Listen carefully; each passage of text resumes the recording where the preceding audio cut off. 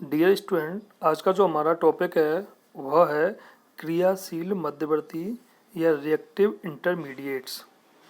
क्रियाशील मध्यवर्ती में आते हैं आपके फ्री रेडिकल्स है, कार्बोकैटायन है, कार्ब एनायन है, कार्बीन है, नाइट्रीन है। ये सभी होते हैं क्रियाशील मध्यवर्ती।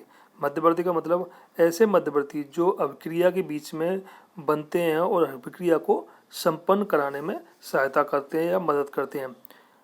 सबसे पहला जो हमारा क्रियाशील मध्यवर्ती है वो है कार्बन फ्री रेडिकल। मैंने आपको सबसे पहले ही बता दिया था फ्री रेडिकल का निर्माण कैसे होता है, कार्बोकैटायन का निर्माण कैसे होता है और कार्ब एनायन का निर्माण कैसे होता है। सहसंयोजी बंध के विस्मास विखंडन पर बंध के इलेक्ट्रॉन युग्म में से प्रत्येक परमाणु अपने साथ एक अयुग्मित इलेक्ट्रॉन ले जाता है और आवेश रहित स्पीशीज प्राप्त होती है। इस प्रकार परमाणु के या परमाणुओं के समूह को जिसमें अयुग्मित इलेक्ट्रॉन होता है अथवा विषम संख्या में इलेक्ट्रॉन उपस्थित होते हैं मुक्त मूलक कहलाते हैं। क्लोरीन अणु से निम्न प्रकार क्लोरीन मुक्त मूलक प्राप्त होते हैं। मैंने इससे पहले आपको बताया था कि मुक्त मूलक का निर्माण कैसे होता है। जैसे इसमें जो क्लोरीन का एक अणु है, इससे 2 क्लोरीन मुक्त मूलक का निर्माण होता है। जैसे इसमें एक एग्जाम्पल दे रखा है कि मीथेन व क्लोरीन की रासायनिक अभिक्रिया में क्लोरीन एक मुक्त मूलक मीथेन के अणुओं से जिनकी सांद्रता अधिक है क्रिया करके मैथिल मुक्त मूलक बनाते हैं। ये नीचे जो हमारी रिएक्शन दे रखी है इसमें क्लोरीन फ्री रेडिकल है, ये किसके साथ में, मीथेन के साथ में अभिक्रिया करके नीचे वाली जो रिएक्शन दे रखी है ये वाली, इसमें मैथिल मुक्त मूलक बनाते हैं। मैथिल मुक्त मूलक में एक जो मैथेन है उसमें से एक हाइड्रोजन क्लोरीन के साथ जुड़कर एसिड के रूप में निकल जाता है। यह क्रिया सतत रूप से चलती रहती है क्योंकि हमारे पास में क्या होता है, क्लोरीन मुक्त मूलक के रूप में मुक्त होते रहते हैं और ये उस मैथिल क्लोराइड बनता है उसके साथ में जुड़ते जाते हैं और लास्ट में ये CCl4 के रूप में हमें प्राप्त होता है, कार्बन टेट्राक्लोराइड के रूप में। तो मुक्त मूलक जो कार्बन मुक्त मूलक है, जो क्लोरीन मुक्त मूलक है, वो मैथिल के साथ या मैथिल मुक्त मूलक के साथ जुड़ करके सतत यह अभिक्रिया चलती रहती है। इसको बोलते हैं फ्री रेडिकल रिएक्शन। अतः वे स्पीशीज जिनमें कार्बन परमाणु पर अयुग्मित इलेक्ट्रॉन उपस्थित होते हैं तथा सहसंयोग बंध के समास विखंडन से बनती हैं कार्बन मुक्त मूलक कहलाती है। मैंने आपको पहले ही बताया था कि समास विखंडन के से हमें मुक्त मूलक प्राप्त होते हैं। समास विखंडन का मतलब जिसमें दोनों जो भी हैं परमाणुओं पर समान मात्रा में एक एक अयुग्मित इलेक्ट्रॉन जाता है उसको बोलते हैं मुक्त मूलक। कार्बन मुक्त मूलकों को 3 प्रकार से वर्गीकृत किया गया है, प्राथमिक, द्वितीयक और तृतीयक। यदि अयुग्मित इलेक्ट्रॉन क्रमशः प्राथमिक, द्वितीयक और तृतीयक कार्बन परमाणु पर उपस्थित हों तो इन मुक्त मूलकों का स्थायित्व निम्न प्रकार होगा। आपका तृतीयक दे रखा है, ये फिर दे रखा है द्वितीयक, फिर दे रखा है प्राथमिक, फिर दे रखा है मैथिल मुक्त मूलक। ये मुक्त मूलकों का जो स्थायित्व का क्रम है वो तृतीयक सबसे ज़्यादा अधिक स्थायी होता है, फिर उसके बाद द्वितीयक होता है, फिर प्राथमिक होता है और फिर मैथिल मुक्त मूलक होता है। असंतृप्त यौगिकों से प्राप्त मुक्त मूलक स्थायी होते हैं। इन मुक्त मूलकों के स्थायित्व का कारण इनमें अनुनाद या इलेक्ट्रॉन का स्थानीकरण होता है। ये तो सिर्फ हुई एल्किल मुक्त मूलक की बात हुई या एल्किल समूहों से प्राप्त मुक्त मूलक की बात हुई, लेकिन असंतृप्त यौगिक का मतलब होता है जिनमें डबल बॉन्ड होते हैं, ट्रिपल बॉन्ड होते हैं, उनसे प्राप्त जो मुक्त मूलक होते हैं वो इन एल्किल मुक्त मूलकों की अपेक्षा अधिक स्थायी होते हैं। जैसे बेंजिल दे रखा है, एल दे रखा है। ये क्यों होते हैं कि इनमें अनुनादी संरचना अधिक होती है। मैंने पहले बताया जितनी अधिक अनुनादी संरचनाएं होंगी वो उतना ही अधिक स्थायी होगा।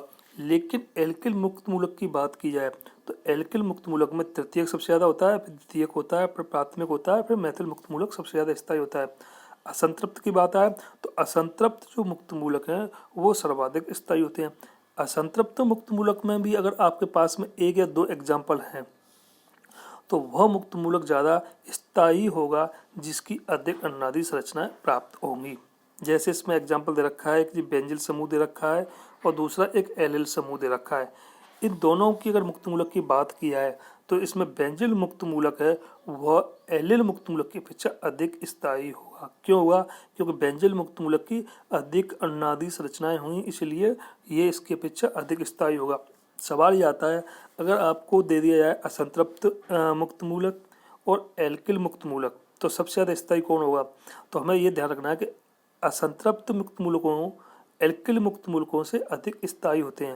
मान लो आपको एक एग्जाम्पल इसका दे दिया, एक ये दे दिया और ये एग्जाम्पल दे दिए फिर आपसे पूछे इनके स्थायित्व का क्या क्रम रहेगा, तो हमें देखना है कि सबसे पहले क्लियर होना चाहिए कि एल्किल मुक्त मूलक से असंतृप्त मूलक अधिक स्थायी होते हैं।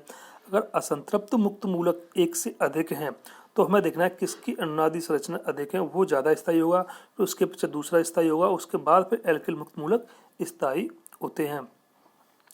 एल्किल मुक्त मूलक की कच्ची संरचना दे रखी है, ये आपको इसमें दिख रहा है, ये इसकी संरचना है। sp2 संकरित कार्बन परमाणु है इसमें, और इसके बीच में 120 का बॉन्ड एंगल होता है, और इसमें एक ऊपर आपको दिख रहा है एक अयुग्मित इलेक्ट्रॉन होता है, इसको मुक्त मूलक बोलते हैं। मुक्त मूलकों का स्थायित्व। मुक्त मूलकों के स्थायित्व के क्रम को अयुग्मित इलेक्ट्रॉन के अतिसंयुग्मन द्वारा स्थानीयकरण के आधार पर समझा जा सकता है। इससे पहले भी मैंने आपको बताया था कि हाइपर कंजुगेशन का होता है, बीटा हाइड्रोजन जो होता है उसके द्वारा हाइपर कंजुगेशन दिया जाता है, या उसके द्वारा हाइपर कंजुगेशन की प्रक्रिया पूरी होती है।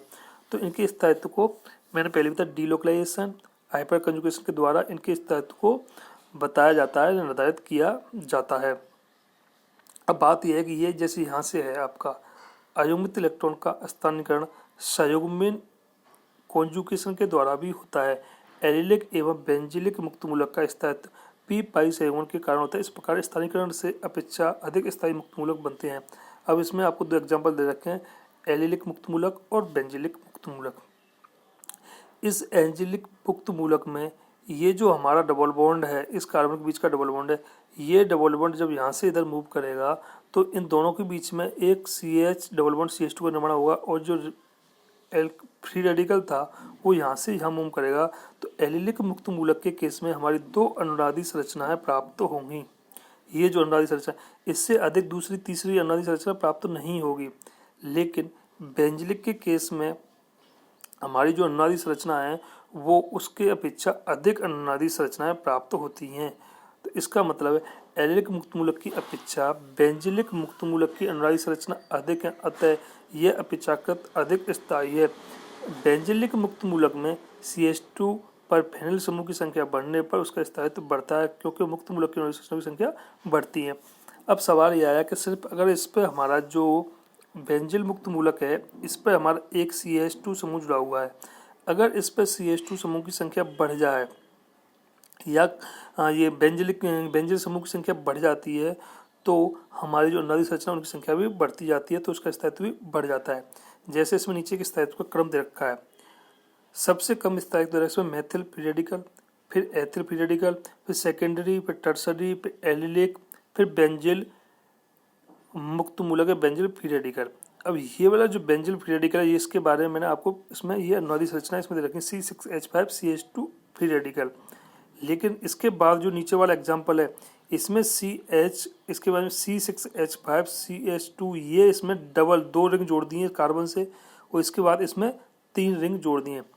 3 रिंग जोड़ने का मतलब है मैं आपको बताया तो इस तरह से ये कार्बन है बीच में, और इस तरह से इसके साथ में रिंग जोड़ दी हैं। तो जितनी अधिक रिंग होंगी इस तरह, ये है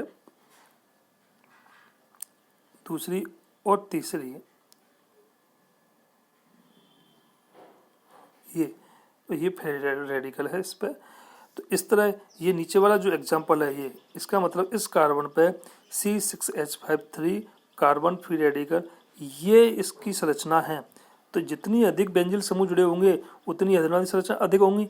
अब ये अनुनादी संरचना इससे बढ़ गई, एक अनुनादी संरचना इससे बढ़ जाएगी, इससे बढ़ जाएगी, तो इस जो पहले वाला एग्जाम्पल ये वाला एग्जाम्पल है इसकी अपेक्षा इसकी अनुनादी संरचना अधिक होंगी।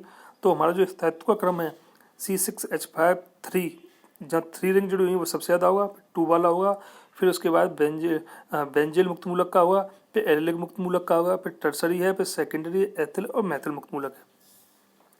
तो जो आपके एग्जाम्पल जो पेपर में पूछा जाता है वो पूछा जाता है, या तो आपसे सीधा सवाल ये पूछा जाएगा कि कार्बन फ्री रेडिकल क्या होते हैं, उन्हें समझाइए। ज़्यादातर सवाल ये पूछा जाता है कि इनके स्थायित्व का कारण पूछा जाता है कि ये अधिक स्थायी क्यों होते हैं, ये अधिक स्थायी कम स्थायी क्यों होते हैं।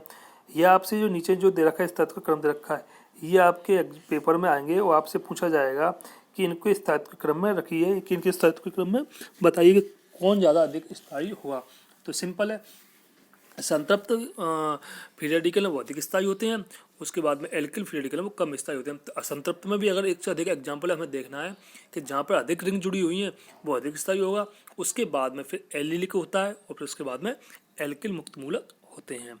तो ये इस प्रकार से जो हमारा फ्री रेडिकल है उसकी स्थायित्व का क्रम रहता है।